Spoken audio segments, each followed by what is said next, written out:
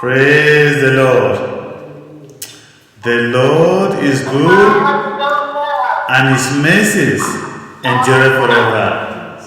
If not the grace of God, we would have been consumed. We bless the Lord because he has mercy upon us and he cleansed us from our sin and has given us a new life. And this new life is in Jesus Christ, the risen Messiah, the Son of God, the one who came that we might have life and have it more abundantly. Brothers and sisters, let us pray. In Jesus' name, our Father and our God, the one that made the heaven and the earth, the one that said, "Come unto me, all ye who labor and are heavy laden, I will give you rest." Lord, we bless you because your word says, "There remaineth therefore rest to the people of God." Lord, we bless you because we're your people. We thank you for the rest given to us. We are grateful, Lord, in the name of Jesus Christ. Holy Father, if there is anything we have sinned against you, forgive us and have mercy upon us. And give us the grace to internalize what we are about to study today, to practicalize it, so that the blessing that is inherent in your word will be our portion, Lord, in Jesus' name. Your word says, "They that honor me, I will honor." But as we didn't honor you, may you honor us. In Jesus' name. Praise the Lord. Brothers and sisters, we are coming to the book of Ezra. This is the last chapter of the book of Ezra. And it's a very interesting conclusion. When God called the children of Israel, he told them specifically, he said, they must not have any relationship with non-believers. A person that don't have any same belief with you, do not have a relationship with them. But if you have a relationship with them, they are going to corrupt you. They are going to contaminate you. As some of you may have heard me say, if you marry an unbeliever, you are taking their spirit. An unbeliever has demonic spirit. So if you have a relationship with them, you are taking their spirit. And their spirit will contaminate you. And if you have children, they will be contaminated. So God warned the children of Israel very well, say, the land you are about to enter is a very lovely land. There is nothing wrong with the land. But there's a problem with the people that are living there. Their way of living. They don't serve God. They don't do the things that are right. Maybe you work in the office, see some of your colleagues. There's nothing wrong with America. America is a very beautiful country, to say the truth. But there are things that are not right in this country. There are things that are not right.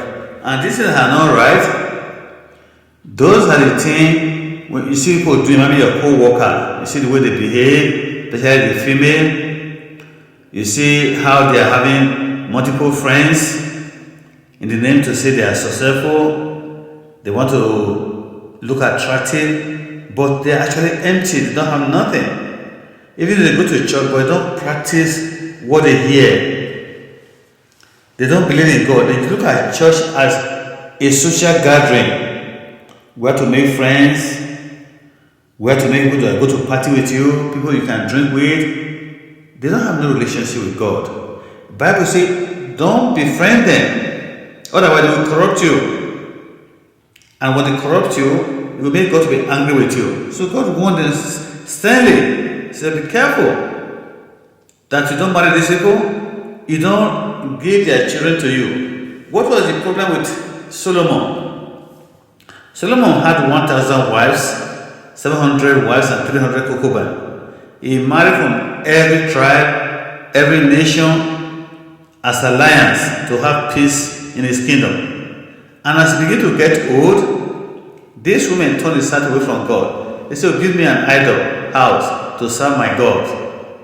And the Bible warns Solomon sternly. God told him, when he talked to him in the dream, he said, Solomon, if you serve me indeed, I will bless you.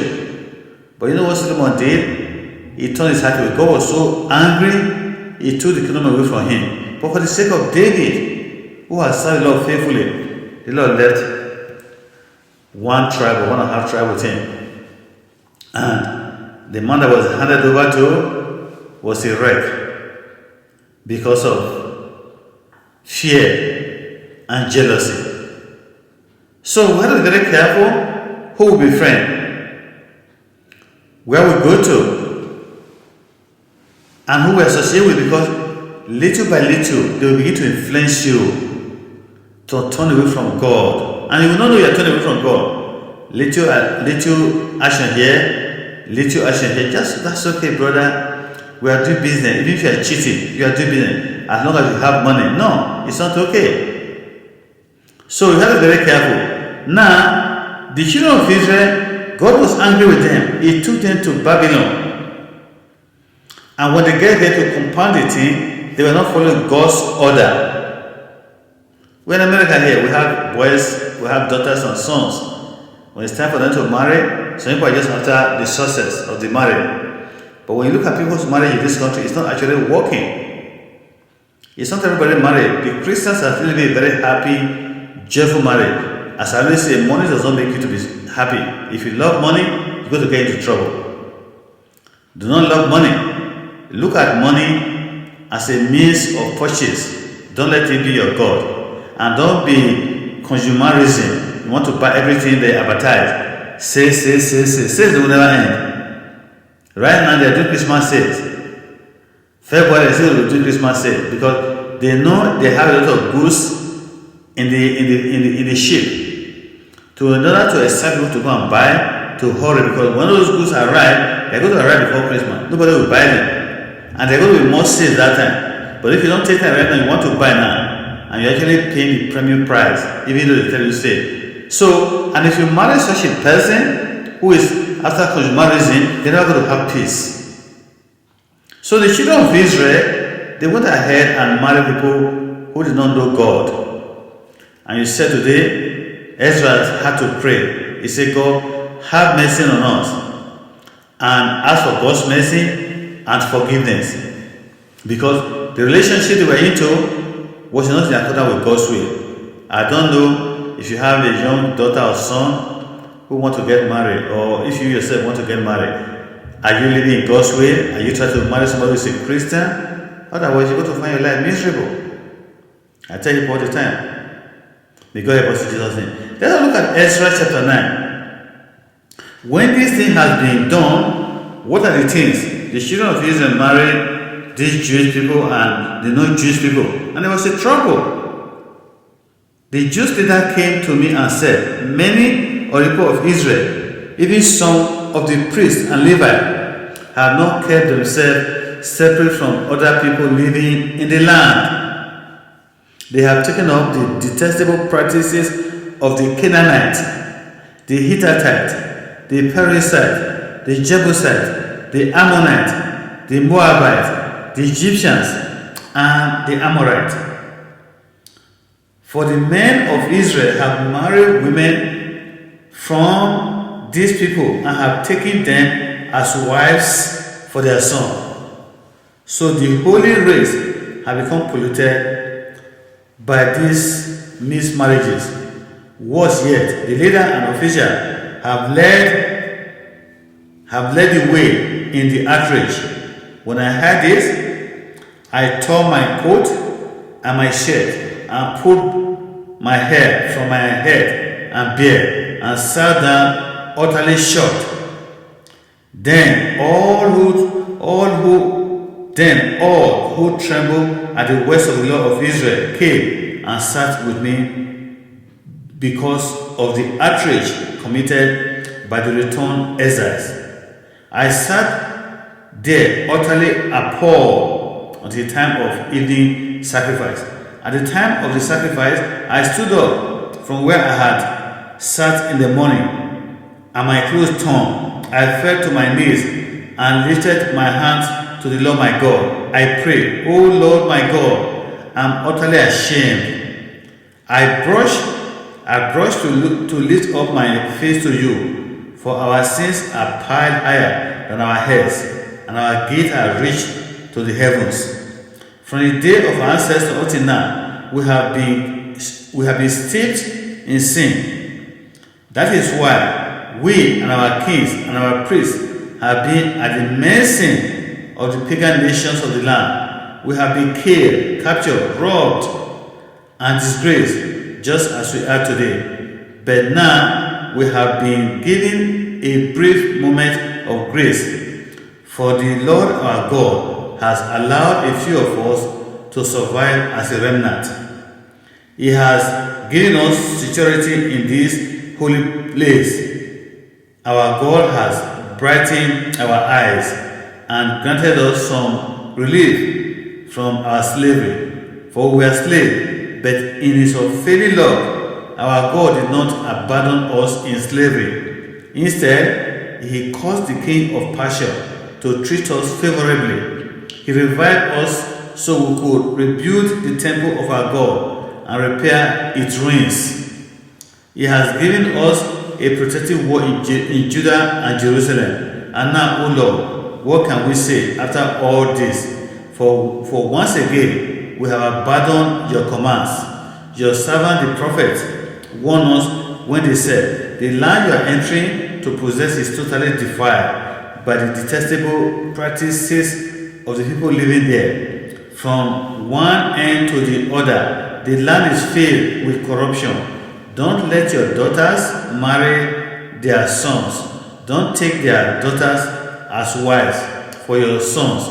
Don't ever promote the peace and prosperity of those nations. You follow this instruction, you will be strong and will enjoy the good things the land produces, and you will leave this prosperity to your children forever. Now, we are being punished because of our wickedness and our great guilt. We have actually been punished far less than we deserve. For you, our God, have allowed some of us to survive as a remnant. Verse 14, but even so, we are again breaking your commands and intermarrying with people who do these detestable things.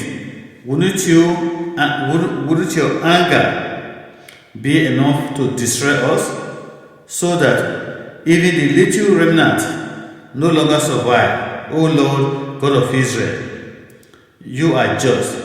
We come before you in our gate as nothing but an escaped remnant, though in such a condition none of us can stand in your presence. May God bless the word in Jesus' name.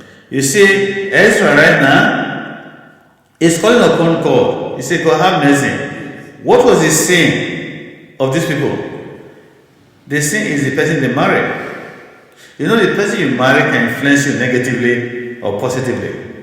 I talk to a lot of married couples all the time, and I see one thing among them, both Nigerian and non-Nigerian, both African and non-African, even among the white.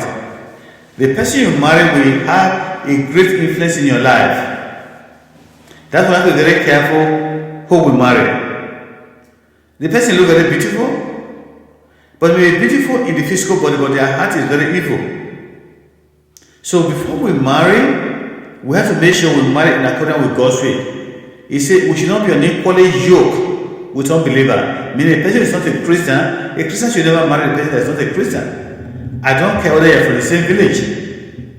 You know, in Dallas Fort Worth here, a lot of Nigerian women have been killed. And people that are killing them, they're from the same village. They marry from the same tribe. But when they get here, they fall apart. And you find that the man, they speak the same language, the man killed the wife. A lot of women have been killed in Dallas Fort Worth. So that's why you have to be very careful who you marry. Oh, don't say we're from the same village. If you know the person is not a Christian, brothers and sisters, it's not going to work. If you do that, you are endangering your life or your son's or daughter's life. We have to be very careful who we marry, because the Bible told us, say, a Christian should never marry non-Christian. I don't care how beautiful they are. You know, a snake looks very beautiful. If you look at a snake, but it's very dangerous. A snake can be a little snake, just baby snakes. That baby snake is still very poisonous. It's very dangerous. So a person does not have Christ, he has demonic spirit, he has an evil spirit. And what are the things they were doing that the Lord hates in that land? He said there's nothing wrong with the land. They were serving idol.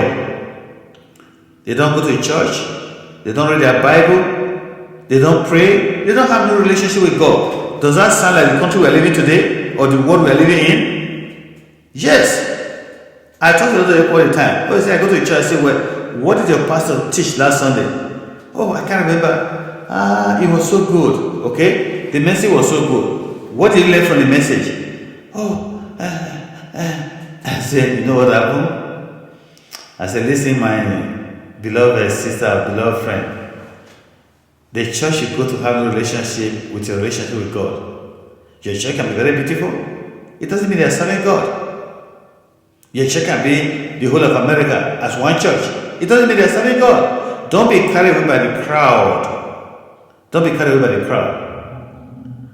Somebody sent me a video during the past week or so.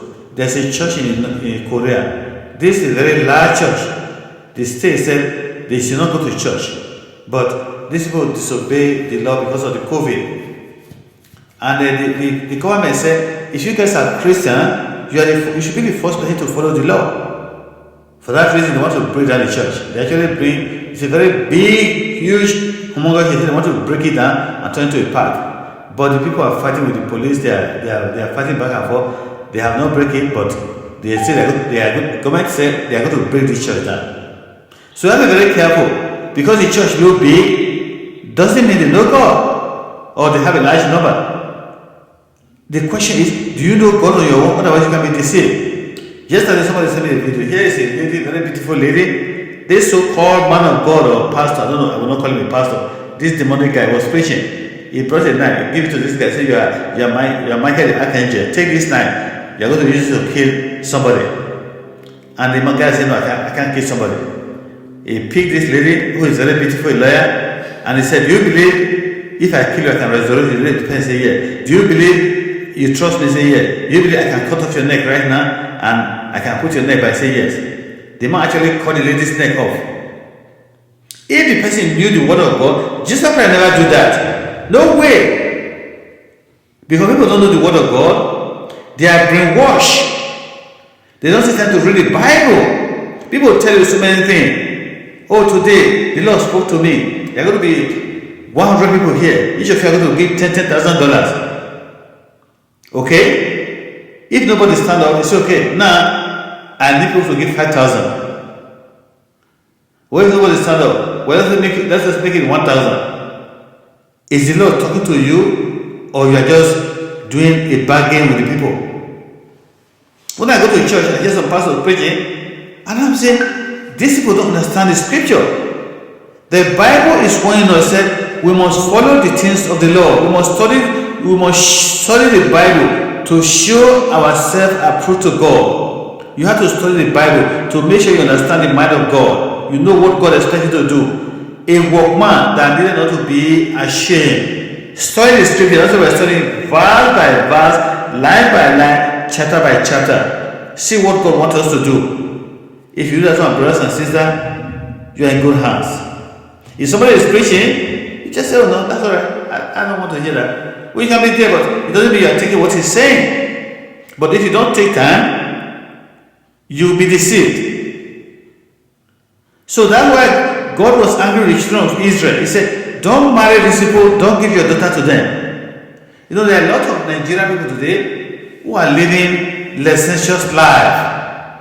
They were a very good Christian. I talked to a lot of people.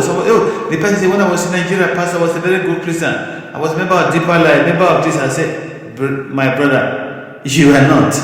Don't deceive yourself. You are really looking for a way to come to foreign country. Now that you are here, you don't really care about God. So people go to a church like this, make the McDonaldization of these churches, or these franchise churches. They are not there to serve the Lord.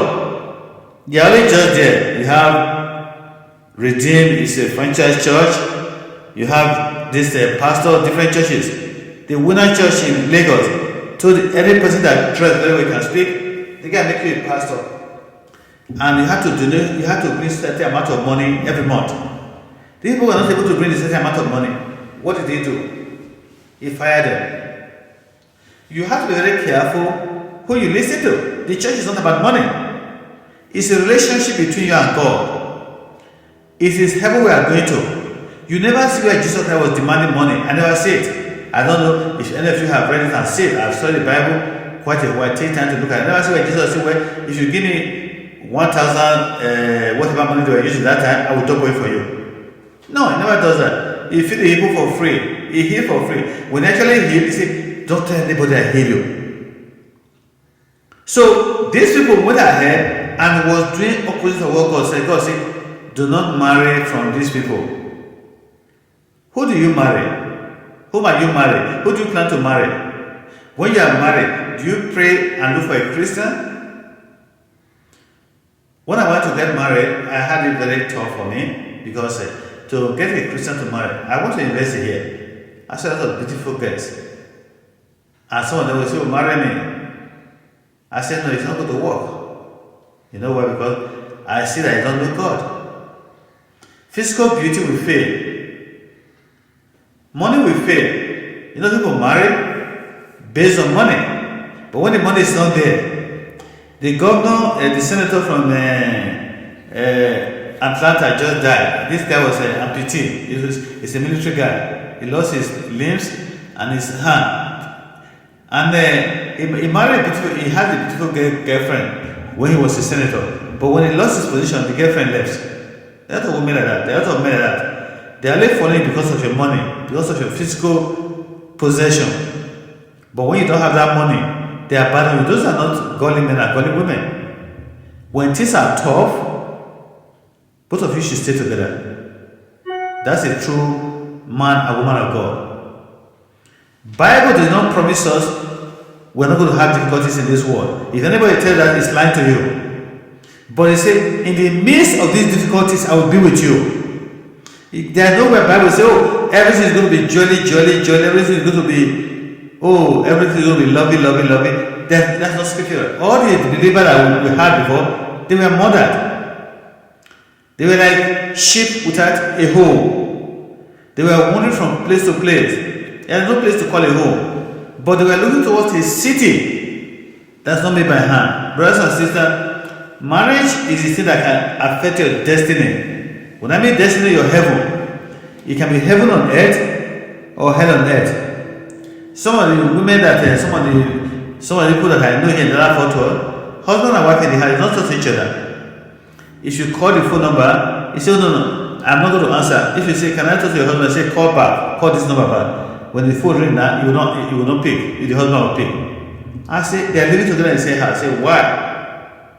They shouldn't be living together. Where they are living to save money, someone else because of the children. But it's cheaper to live together, husband and wife, because you pay. If you put on one light bulb, two of you can be there. Than if you pay people to rent their own house, put on different light bulb. So there are so many things that people are doing because when they were marrying, they had something in mind that is not actualized, and the marriage fall apart. So you have to be very careful who you marry. The person you marry can determine your destiny. Let us go to chapter 10. So chapter 10 of Ezra. While Ezra prayed and made confession and weeping and lying down on the ground in the front of the temple of God, a very large crowd of people from Israel, men, women, and children, gathered and wept bitterly with him. Then Shechaniah, son of Jair, a descendant of Elam, said to Ezra, we have been unfaithful to our God. We have married this pagan wife of this pagan woman of the land. But in spite of this, I hope for Israel. Let us make a covenant with our God to divorce our pagan wives and to send them away with their children. Oh my God! We will follow the advice given by you and by the others who respect the commands of our God. Let it be done according to the law of God. You know, Genesis says in the beginning, God created them male and female. Matthew 19 says, what God have joined together, let no man separate. But Paul, when he was writing, he said, brothers, let me talk to you. You should not be unequally yoked together with unbeliever. But he said, if an unbelieving brother or sister depart, let him depart. The brother is not in bondage. So when you're very careful who you marry. Because if you are married a pagan husband or a pagan wife, he's definitely going to affect your children. Why do we have so many rebellious children in this country? Because they want to live like, a lot of Nigerian children want to live like people from this country. They don't not to live like the African children. They want to live like people from Africa, from this country, want to be like them. They want to dress like them. They want to talk like them. They want to be. But we are the chosen one. We are the children of God. We're not supposed to live like them. I always say, I say, my father used to tell me about slavery. He said there are some people from my village who were very stubborn, extremely very stubborn. When he was a little boy, they would not listen to nobody. He said his father was there and his grandfather was there. And he also his great grandfather was there. This is my father now. Was a little boy.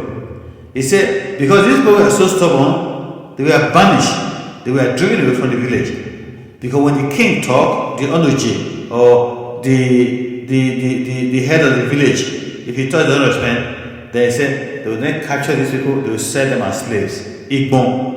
In this language, they said them as Igbon. So when these people came to America now, that rebellious spirit, watch them. That rebellious spirit is still there. If you don't take time, you mingle with them, that rebellious spirit will infuse in you. That's how to be very careful. I don't tell my children, say, you are born free. You are from a royal family. If you don't know who you are, you will lose your position. We have to be very careful because the person may look very nice, but there is something that is not right. So he said, we have married these pagan wives or these pagan women. Now we have to divorce them. But the Bible said we are not supposed to divorce. But they say when you divorce them, you should cast them away with their children. You know what God told Abraham? He said, cast away the bondwoman with her child. That was God told Abraham. Hagar, say, cast the bondwoman and her child away. Brothers and sisters, marriage is a very, very serious issue. I begin to pray for my children right now. I say, God, give them wisdom to choose the right person they want to marry. That the person that is godly. May God not lead them to a marriage that is not of Christ. Even if they are engaged, let them disengage. Even if they are having friendship, let the friendship fail. Let it cause repulsion, something that make them to be smelling to each other and say, oh no, I can't be able to stand you. So that they will not fall into the hand of the evil one. Marriage can be heaven on earth. You can actually live a very joyful life. The Bible says, and both the man and the woman were naked, they were not ashamed. When I talk of naked, financial nakedness, spiritual nakedness, physical nakedness, intellectual nakedness, nakedness in all areas. But their husband and wife were very, very secretive from each other. Oh, this is my money. I don't want my husband to know what I'm making. What? I don't want my wife to know what I'm making. I said, what type of life is that? And the husband and wife, something is not right. You want to have a happy life? Be careful who you marry. The person you marry will determine your destiny. I know a lot of Nigerian people here who may think they are in a high position. They don't want their wives to know how much they are making. They tell you, when you buy the food, I pay the mortgage. The wife work, take her money to buy food. Of course, the woman don't want to buy food because I'm only just going to go to the store and buy one loaf of bread and buy one egg because that is the food I can afford. The man already paid the rent. And when you go to their house, they can't give you water to drink. And I'm saying, why are you guys living like this? I said, when my wife came to America, he arrived November 30th, 2002. Brother Valentine, my dearly beloved brother. It was snowing that day from Detroit. By the time we get to Dallas here, everywhere was so cold, it was raining. Brother Valentine came and come and help us to pick another vehicle. We enter another vehicle and he put a little boy and a little girl in the car. And I'm saying, I took my eyes, I said, somebody is in that car. I said, no, there's nobody. He said, no, I think there's somebody in that car. I said, no, there's nobody. He can't leave, he can't be coming with the children with this cold weather. That's called faithfulness. That's why it's very dear to me. I pray for him every day. I said, these children that God has given to him, they are going to be blessed. That's called a true friend. A friend indeed is a friend in need. He would have said, well, it's raining. He would not even answer the phone. He said, and I'll be waiting there and they will never show up. But I find people who are married, they don't want their wife to know how much they are earning. They don't want their husband to know. And some people bring their wife from Nigeria, the wife have to work for the money the husband using bringing her from Nigeria. They have to work for the money. So when my wife arrived on the 30th, by December 1st or 2nd, I just allowed her to rest a couple of days. I took her to the bank. I said, put her name on the bank. I took her to my bank where I was working. I said, give her a credit card. Put her name on the credit card. Give her a credit card in her name. Then I said, I took her to all the banks where I was having an account. I said, put her name there. Put her name there. Put her name there. Miss Mona was one of the bank in one of the area I was banking. I have a good sum of money there, about $60,000. I was saving the money to make sure I buy a house or something. And the person, Miss Mona said, can I excuse your wife for a moment? Let her go outside. I want to talk to you. I said, sure. He said, when do you know this woman? I said, oh, we've been married for quite a while. He said, no, don't put her name there. I don't want to put, we need to put her name into this account. It's 50-50. I said, don't worry. He said, no, I don't want you to put her name. I said, it's my wife. He said, women can change. I'm a woman. Once you marry her right now, her name is in this account, but she have access to this account. Don't put her name. I said, don't worry. She's my wife. I'm married to her. I brought her from Nigeria. It doesn't matter. I see people that brought her wife from Nigeria, the man doesn't work. Don't put her name. She was from Lebanon, Miss Mona. And I said, put her name. I gave a credit card to my wife, although she never knew how to use the credit card. When it goes to the store, say, give me money to buy something. I said, you have the credit card, just go to the store. When you buy it, give it to them. I say, no, give me money, give me cash. I said, I don't have cash, for real. I said, take a checkbook. Say, no, just give me money, how much I'm going to spend. I said, take the checkbook or take the credit card. I prefer to use credit card. But some people that came with her at that time, their husband never want their wife to know how much they're even making. When I come and show my wife the paycheck, I say, this is how much you are making, and this is how much you are paying for this house. I told her, I said, this is the mortgage interest you are going to pay by the time we finish paying this house. I said, we need to pay off this house because this mortgage, the money does not belong to us. The interest we are paying is not our money. We are working for some. I said, another person is investing in this house, is collecting that interest I'm paying every month. That is that guy's income. I'm working for that person. That's like a form of slavery. I explained to her how the system works. America is a system. If you don't know how the American system works, the system will work against you. So I told her, I said, we're going to pay off this mortgage. The day we are going to close, she didn't have, they said they cannot put her name in the mortgage. I said, why not? If you're not going to put her name in the mortgage, I'm not going to close with you guys. Put her name there. It's my wife. He said, well, he doesn't have any credit history, he doesn't have any identity, he doesn't have. I said, don't worry. I said, put her name there. You see where love comes from? She will come to my house and say, oh, you and your wife are very lovely. Although there's no perfect marriage.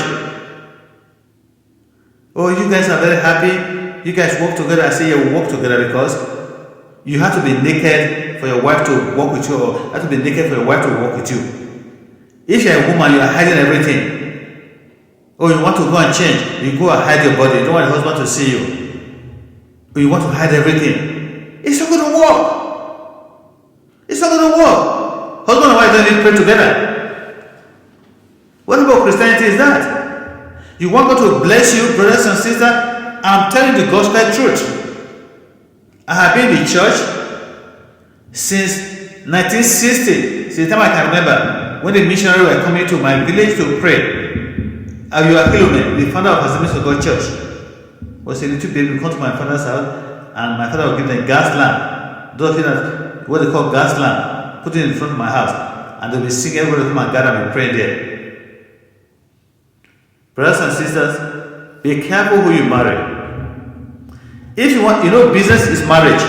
If you're in business, don't go to business with everybody you just see. Because the person will lead you to sin also. It's like marriage. Be careful who you befriend. Your friend can lead you to sin. Even when you go to a church, be careful those people you call your friends in the church, the so-called church. Because they may not be in the church. I have been a pastor in so many churches. I was pastoring in Nigeria. This guy was very faithful, so lovely. He would take my Bible, a book of evangelism, follows everything. And I asked him, my brother, what do you do? He said, I'm a police officer. I said, okay. And he's very lovely. He take my Bible, very respectful. And one day I said, who is this lady? He says, my sister. I said, that's fine, no problem. I said, you guys married? He said, no. He said, we're not married, we're just sisters. I said, that's fine. So one day, this woman came to the church, and she didn't come to the church. And I'm very good at looking for people.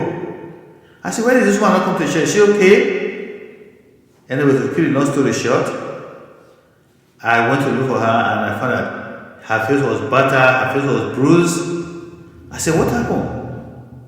He said, that guy was beating me. I said, why? He said, I don't know. I said, there has to be a reason. And the guy came to the church. The woman would not talk. After a while, I wanted to know what happened. So one day he said, because I refused to have sex with him. I said, well, you're not married. He said, well, we do have sex. I said, no, you can't do that. I said, you can't do that. And this guy said, he told me he's a policeman. I said, you're a policeman. And you are beating this woman. You can't do that. I said, okay, I told the name. I went to the police commissioner. You can know police commissioner very well. We are very good friends. He come to my house, I go to the police commissioner house. We sit down to talk and I preach to the police commissioner. All of them know me. All the police know me. So I went to the commissioner. I said, tell me about this guy. He's a church member. The guy looked at him and he said, oh, we'll fire him. I said, what do you mean? He's undercover. Do you just say you fire him for so people don't do this to policeman? He said, no, for real, you fire him. I said, why? He said, he was involved in armed robbery. He was doing criminal things. So I was very furious. I came to the church, I told the guy, I said, don't come to this church. Do not come, please. I don't want you to come. Because if I'm teaching you something, Christianity is not about talking, it's about doing. We call it practical Christianity.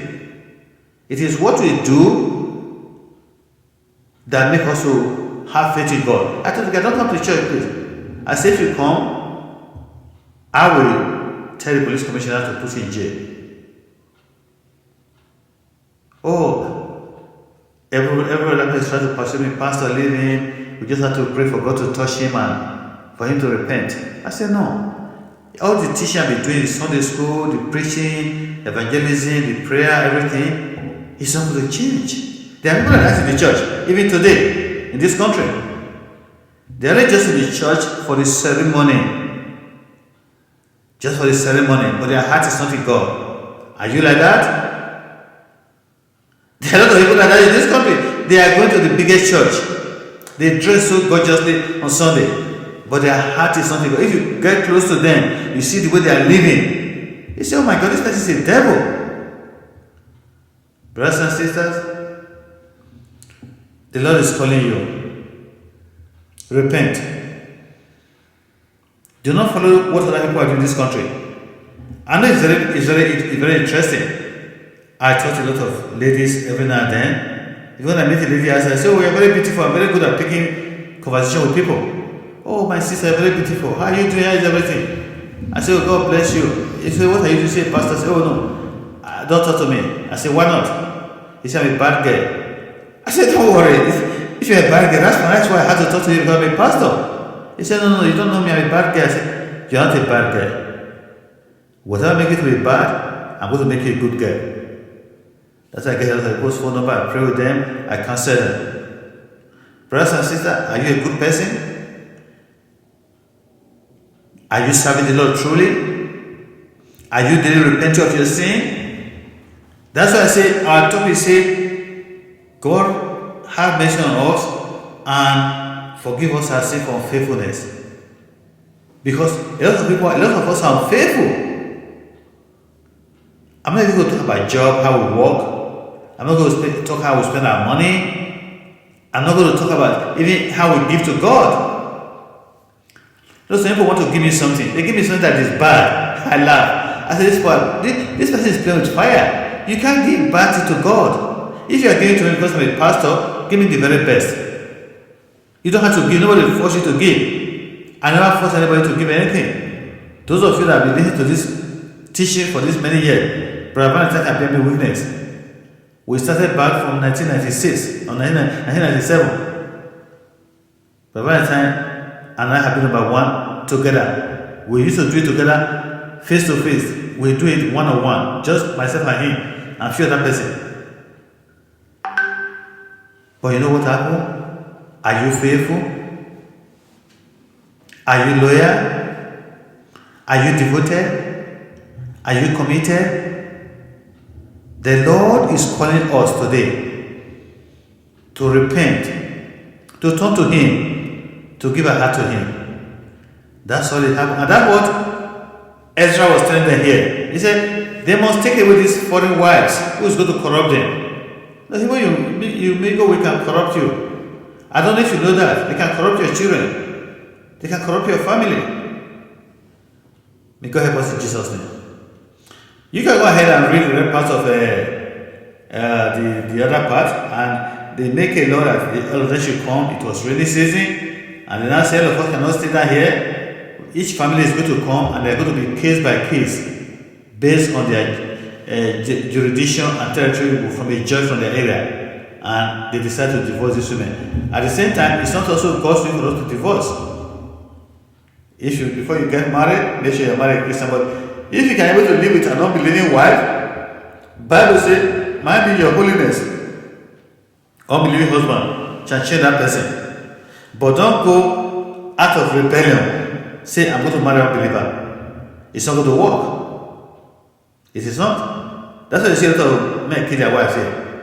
They marry on the physical attraction. Oh, the woman is very beautiful. A woman, they say beauty is vain. A woman that fears the Lord shall be praised. Handsomeness is vain. You see a man is very handsome. That handsomeness can be fake. If you see my picture when I was in university, oh my God, you say, this guy is very, very handsome. Oh, you can't believe it.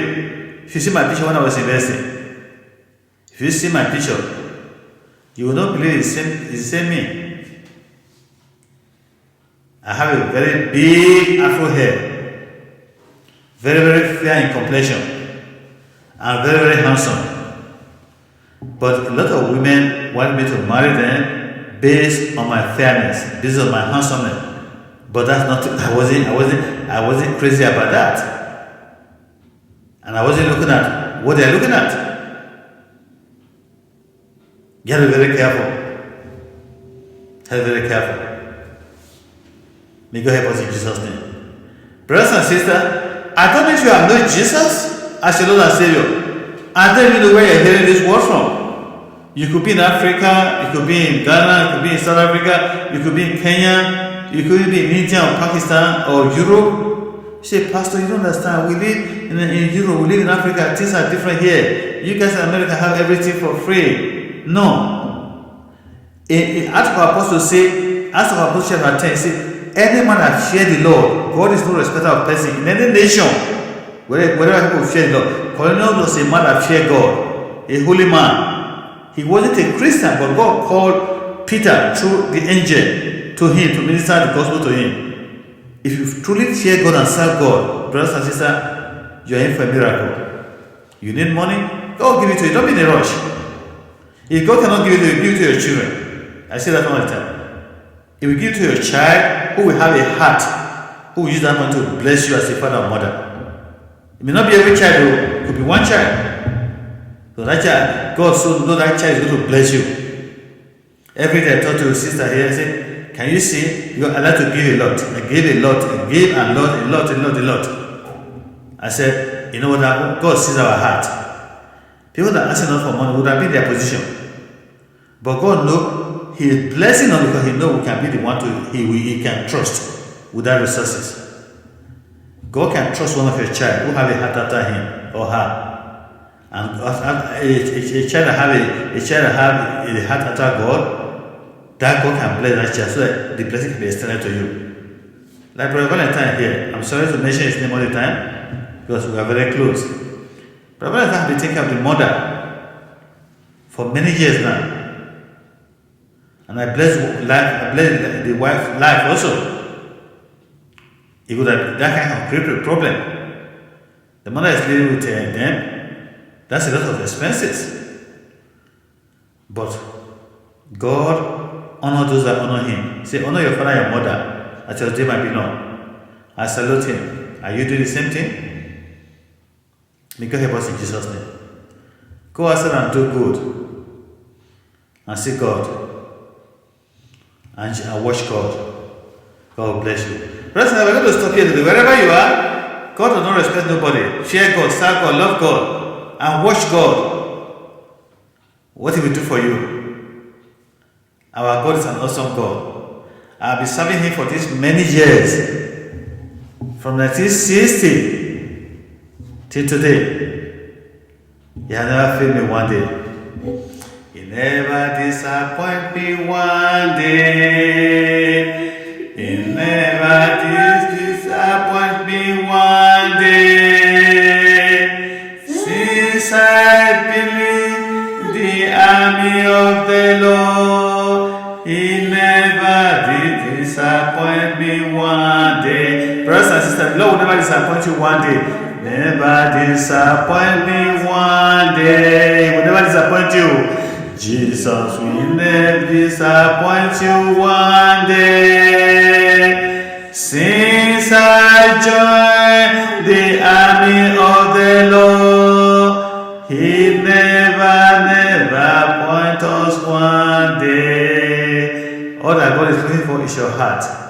Serve Him, love Him, share Him, watch God, watch Him. Oh, you will see God blessing upon your life. Everybody will say, eh? According to my sister, he said, So may God help us in Jesus' name. When God blesses you, somebody say, May God help us in Jesus' name. We're going to pray. Our God is an awesome God. He honors those that honor Him. Go ahead and pray. Amen. Father, we bless you and magnify your name. Father, we thank you, O Lord. We give you praise, we give you honor in the name of Jesus. Amen. We thank you, Father, that the word has met skills on fire, Lord. That we can lift up our hearts to God. Give us the strength to do your will, Lord. To live for you, Lord. In the name of Jesus Christ. Amen. And I would ask you, Lord, that you make us from the love and justice. Please worship in this Lord. Purify us. Purify us for it, Lord. Make us from our iniquities of our hearts, iniquities of sins, iniquities of our soul. Whatever that we sin against you, Father, we ask for mercy over us. In the name of Jesus Christ. Amen. Father, that we may call you children of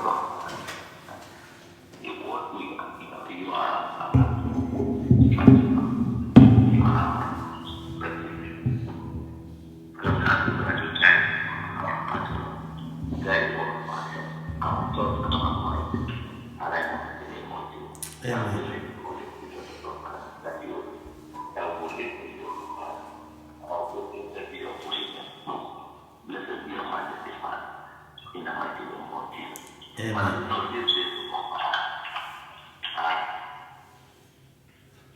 Difficult, but you say you will see us before, Father. That is the expectation of our heart.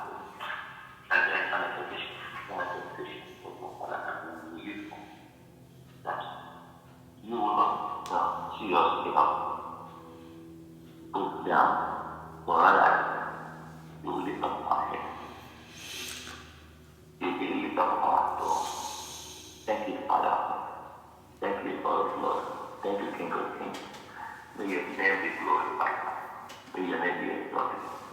In the mighty name of Jesus. Amen. Thank you, our Father. We thank you, Lord. We thank you, Father, for the gathering of the saints. Even though my life is salvation, we still, Father, we thank you that when you have to get divine blessing to God, Father, Lord, who minister, who reach out to people, Father, God, Father, as we do every Sunday morning, God, your name be glorified. Amen. Yes, Lord. By your power, in the mighty name of Jesus. Amen. And the Holy Spirit of the God that is at the mission of the name, every trouble confess, every new power. Father, Lord, use this stroke of Father, as you have done, and that your word, O God, which are the different nations, the different parts of the world, O God, Father, the use of the word. The word is life. Your word is death. The word is life, O God. Yes, Thank Lord. you, Father, for your choice of my soul. Thank you, Father, for the word and the knowledge and the wisdom you have given to me, O God, Father, to bring this ministry along. Father, we thank you. We give you praise. We say, bless the work of our hands. Bless the work of individual here. Every family represented here, O God, Father, in the mighty name of Jesus. Amen. Thank you, our Father, for Jesus' precious name we have prayed. Amen. Amen. Father, cover this prayer with the blood of Jesus Christ. Whereas you bless the work of our hand, you bless this nation, and let there be peace in our time, in our generation. We shall be called the children of God, people that serve God. Only the will of God shall we do, only the voice of God shall we hear. We never hear the voice of a stranger. In Jesus' name. Father, bless our children, Lord God of Israel, and make them to be children of God indeed, to know God and serve God and do God's will in this land. In Jesus' name. May the Almighty God bless us, the Father, the Son, and the Holy Spirit. May we find favor with God and with man, whosoever we come in contact with. In Jesus' name. Brothers and sisters, God bless you all. Invite your friends. Join us more. It's just at home, 1 hour every Saturday. Join us and share with your friend. We want to bless Sister Nkiru for joining us today. We thank God for everything. We receive the glory and honor. Thank you, Pastor. Amen. God bless you, my sister.